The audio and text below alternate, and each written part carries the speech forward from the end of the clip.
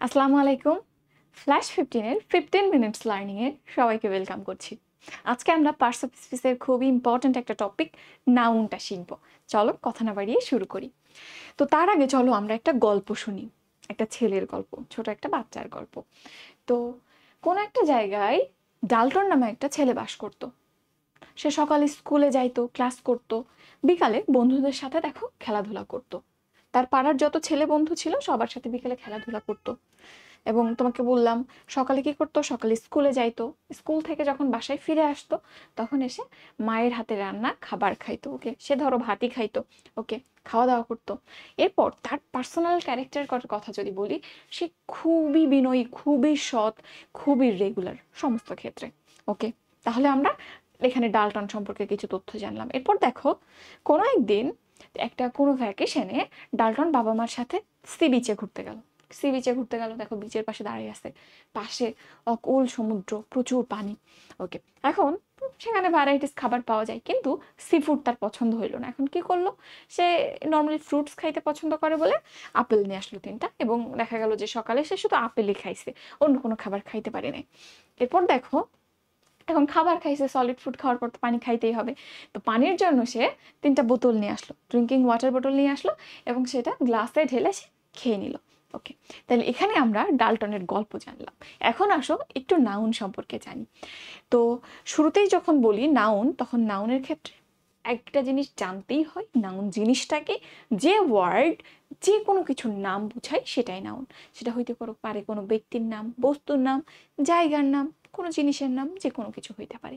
তাহলে নাউন যে কোনো কিছুর নাম বুঝাইতে পারে।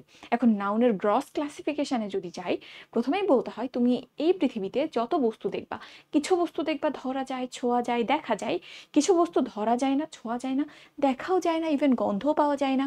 কোনোভাবেই তুমি সেই জিনিসটাকে পঞ্চ ইন্দ্রিয় দিয়ে ফিল করতে পারবে না। শুধু জিনিসটা আছে, বা সেটা লুকানো অবস্থায় কোনো গুণ হিসেবে কোনো মানুষের মধ্যে আছে, এরকমভাবে তুমি ফিল করতে পারবা। আর কোনোভাবে পঞ্চ ইন্দ্রিয় দিয়ে তুমি ডিটেক্ট করতে পারবে না। তো যেগুলোকে পঞ্চ ইন্দ্রিয় দিয়ে অনুভব করা যায় সেগুলোকে আমরা কনক্রিট নাউন বলে থাকি। যেগুলো ফিল করা যায় না সেগুলোকে আমরা অ্যাবস্ট্রাক্ট নাউন বলে থাকি। তাহলে গ্রস হেডিংয়ে আমরা নাউনকে এই 2টা ভাগে ভাগ করি। যেটাকে ফিল করা যায় সেটাকে কি বলে থাকি?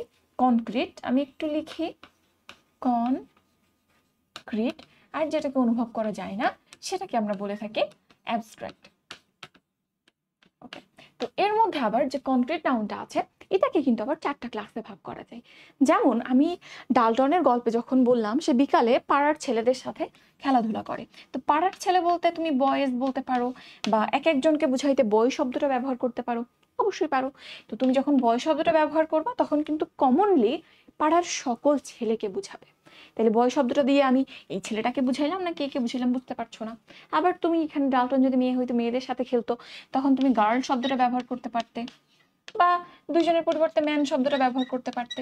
যে শব্দটাই তুমি ব্যবহার করো না কেন, সেটা যদি একদম এক্স্যাক্টলি কাউকে না বুঝায়, ভেগলি সবাইকে বুঝাই, তখন সেটাকে আমরা বলতে পারি সাধারণ নাউন বা কমন নাউন। যেমন এখানে বয়টা কমন নাউন হিসেবে ব্যবহৃত হয়েছে। তাইলে ডাল্টনের যত বন্ধু ছিল, তুমি যখন বয় দিয়ে তাদেরকে ইন্ডিকেট করবা, এই বয়টা কি হয়ে যাবে? এটা কিন্তু কমন নাউন হয়ে যাবে। তো এতগুলো ছেলের মধ্যে ডাল্টনও একজন, বা মনে করো এই ছেলেটার নাম হ্যারি। তাহলে এই যে ডাল্টন, হ্যারি, কমন থেকে আমি যখন স্পেসিফিক করে কাউকে ইন্ডিকেট করব, তখন কিন্তু সেটা আবার প্রপার হয়ে যাবে। প্রপার মানে নির্দিষ্ট নাউন।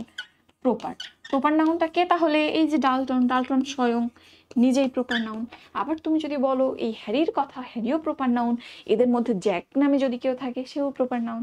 ওকে, তাহলে প্রপার অ্যান্ড কমন এই 2টা আমরা বুঝতে পারলাম।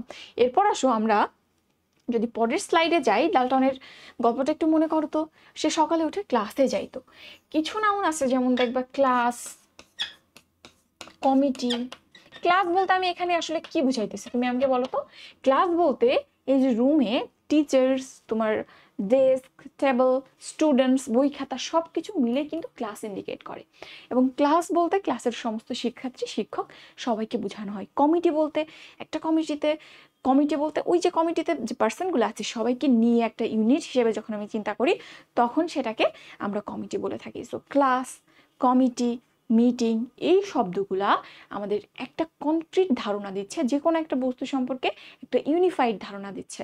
অনেকগুলা জিনিস কিন্তু একত্রে একটা ইউনিট হিসেবে আছে। ক্লাসটা এখন রুমের মধ্যে বন্ধ অবস্থায় জাস্ট একটা ফিগার, একটা বস্তু হিসেবে আমি জিনিসটাকে কল্পনা করতে পারতেছি কনফাইন্ড অবস্থায়। তো এই টাইপের নাউনগুলোকে কি বলা হয় বলতো? Collective noun. কালেকটিভ নাউন যখন অনেকগুলা একসাথে থাকবে এবং গ্রসলি ওটাকে আমরা একটা ইউনিট হিসেবে চিন্তা করব। তো যেহেতু আমরা ওটাকে একটা ইউনিট হিসেবে চিন্তা করছি, আলটিমেটলি ওইটা আমাদের সিঙ্গুলার হয়ে যায়। দ্যাট ইজ একটা জিনিস ইম্পর্টেন্ট, খুব ইম্পর্টেন্ট। কালেকটিভ নাউনের ক্ষেত্রে দুই ধরনের ভার্ব ব্যবহার করা হয়, একটা সিঙ্গুলার, একটা প্লুরাল। তো যখন এরকম একটা মিটিং বা এরকম একটা কমিটি, মনে করো সবাই যখন একটা মত দিচ্ছে কোনো একটা সিচুয়েশনে, তখন ওইটা একটা ইউনিট হিসেবে কাজ করছে। যেহেতু একটা ইউনিট, এক শব্দটা আসছে, একটা ইউনিট, একটা সিঙ্গুলার, এই জন্য অবশ্যই সেখানে সিঙ্গুলার ভার্ব হবে। কিন্তু তুমি যখন বলবা যে ওদের মধ্যে কোনো একটা ঝামেলা লাগছে, মিটিংয়ের দুইটা ভাগ হয়ে গেল, কেউ একজন বলতেছে আমি এটা চাই, আর একটা গ্রুপ বলতেছে আমি এটা চাই না, তখন কিন্তু ওই কমিটি বা মিটিংয়ের মধ্যে একটা ডিমার্কেশন হয়ে গেল, দুইটা ভাগ হয়ে গেল, দুইটা ইউনিট হয়ে গেল, বা হইতে পারে তিনটা ইউনিট হয়ে গেল ঝামেলার ফলে। তখন কিন্তু এটা একটা ইউনিট হিসেবে থাকছে না, তখন প্লুরাল ভার্ব নেয়। সো কালেকটিভ নাউন একই মত, একই রকম সিদ্ধান্ত বুঝাইলে সিঙ্গুলার ভার্ব নেয়, আর আলাদা সিদ্ধান্ত, আলাদা মত বুঝাইলে প্লুরাল ভার্ব নেয়। এই জায়গাটা একটু দেখবা। এরপর দেখো, ছেলেটা ভাত খাচ্ছে, তার গায়ে সুন্দর একটা ক্লথ আছে, একটা গেঞ্জি আছে।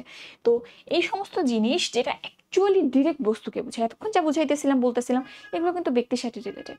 কিন্তু এই যে খাবার জিনিস, ভাত একদম বস্তু, এই যে ক্লথ, তারপর তুমি যদি বলো যে খাবারের মধ্যে আরো কি আছে, হয়তো একটু লবণ আছে বা অন্য খাবার জিনিস আছে, প্লেটটা কি দিয়ে বানানো, সিরামিক দিয়ে, তাহলে এই যে ডিরেক্ট বস্তুবাচক যে জিনিসগুলো আছে, এগুলোকে আমরা বলে থাকি ম্যাটেরিয়াল। ম্যাটেরিয়াল শব্দের অর্থ হতো বস্তু, এগুলোকে ম্যাটেরিয়াল নাউনের মধ্যে আমরা ফেলে থাকি। ঠিক আছে? So material noun gross heading এ দুইটা ভাগে ভাগ করা যায়, একটা তোমার খাওয়ার জিনিস, একটা পড়ার জিনিস। পড়ার জিনিসের মধ্যে অনেক কিছু আছে, যেমন তুমি গোল্ড, সিলভার, এগুলোর কথা বলতে পারো, ক্লথের কথা বলতে পারো, আরো অনেক জিনিস আছে। আর খাবারের মধ্যে সমস্ত খাবার, চাল, ডাল, আলু, তরকারি, যা খাও তুমি সবকিছুকেই ম্যাটেরিয়ালের মধ্যে ফেলতে পারো। ঠিক আছে? ওকে, এইটা গেল চারটা ভাগ। তাইলে আমরা কনক্রিটকে কিন্তু আবার চারটা ভাগে ভাগ করলাম। কি কি?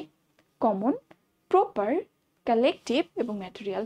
আরেকটা যেটা ছিল, ধরা যাচ্ছিল না, ছোঁয়া যাচ্ছিল না, দেখো ছেলেটার এই অবস্থা দিয়ে তার সততা বুঝাইতেছে। তাহলে এই যে সততা, তুমি কি অ্যাকচুয়ালি সেই সততা জিনিসটা দেখতে পাচ্ছ? ছেলেটা দেখতে পাচ্ছ এবং তার একটা পোশাক দেখতে পাচ্ছ, বাট এর মধ্যে সততাটা কোথায় তুমি কি দেখতে পাচ্ছ?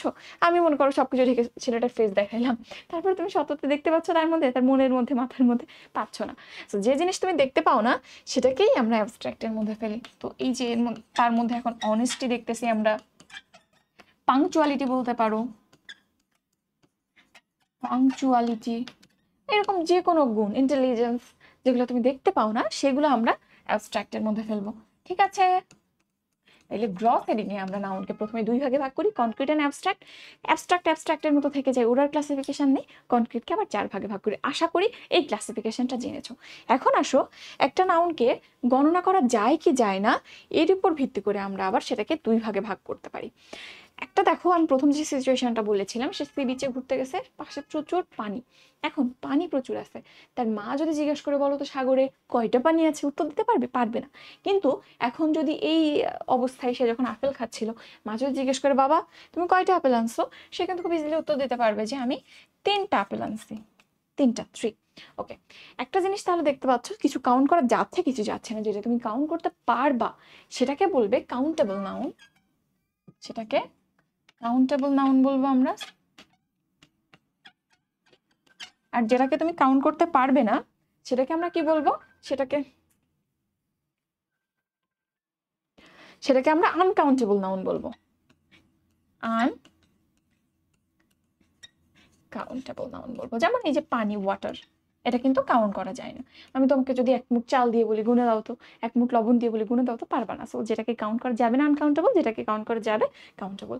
কাউন্টেবল, আনকাউন্টেবল একটা ইম্পর্টেন্ট জিনিস হচ্ছে যে যেটা গণনা করা যায় না, সেটা একটা কি আর দুইটা কি, একটা পানি কি দুইটা পানি কি। সো যেটা গণনা করা যায় না, যেহেতু একটাও গণনা করতে পারবে না, তো দুইটাও গণনা করতে পারবে না। এটার কোনো সিঙ্গুলার বা প্লুরাল বাচকতা নাই, কিন্তু অ্যাজ এ সেন্স এটাকে সিঙ্গুলার হিসেবে ব্যবহার করা হয়, অর্থাৎ এটা প্লুরাল হয় না কখনো। সিঙ্গুলার প্লুরাল বাচকতা নাই, অ্যাজ এ হোল আমরা সিঙ্গুলার প্লুরাল এভাবে ভাগ না করে শুধুমাত্র এটা সব সময় সিঙ্গুলার ফর্ম ব্যবহার করতে হয়। কোনো আনকাউন্টেবলের প্লুরাল ফর্ম যদি দেখো বেসিক স্ট্রাকচারে, সেটা ভুল। আচ্ছা, আর এখানে তো তুমি দেখলাই যেটা গণনা করা যায়, একটাও বলতে পারো, দুইটাও বলতে পারো, তিনটাও বলতে পারো, কাউন্ট করতে পারো। তাহলে কাউন্টেবলের সিঙ্গুলার প্লুরাল দুইটা ফর্মই হয়। ওকে, এরপর আসো, পানিটা কাউন্ট করতে পারছিলা না, বাট তুমি যখন সেটাকে কোনো একটা কন্টেনারে ভরে ফেললা, এখন দেখো বোতলে ভরে ফেলছো, এখন কিন্তু এই জিনিসটা তুমি কাউন্ট করতে পারছো। অর্থাৎ যখন আনকাউন্টেবলকে বোতলে ভরে ফেলো তখন, বা কোনো একটা কন্টেনারে ভরে ফেলো, তখন সেটাকে কাউন্ট করা যায়। যেমন মনে করো চাল কাউন্ট করা যায় না, তারপর কি এটা পরিমাপ দরকার না, 1 কেজি 2 কেজি ভাবে ইউনিট হিসেবে তো আমাদের কিনতে হয়।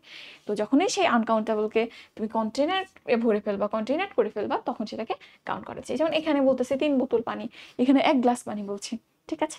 সো আনকাউন্টেবল কাউন্টেবল, যেটা আনকাউন্টেবল সেটাকে চাইলে তুমি কাউন্টেবল করতেও পারো। ওকে, তাইলে এটাই ছিল আমাদের মোটামুটি বেসিক কনসেপ্ট এবং noun and classification of noun. খুবই খুবই ইম্পর্টেন্ট, জিনিসগুলো বুঝে সুন্দর করে গুছাই মনে রাখার চেষ্টা করতে হবে। পার্টস অফ স্পিচ টপিকটা এখন রিসেন্টলি মেডিকেল ভার্সিটি বিসিএস এর জন্য খুব ইম্পর্টেন্ট একটা টপিক, কোনো জিনিস এখানে বাদ দেওয়া যাবে না। ওকে, তাহলে পরবর্তী কোনো ক্লাসে আবার দেখা হবে ইনশাআল্লাহ। আল্লাহ হাফেজ, আসসালামু আলাইকুম।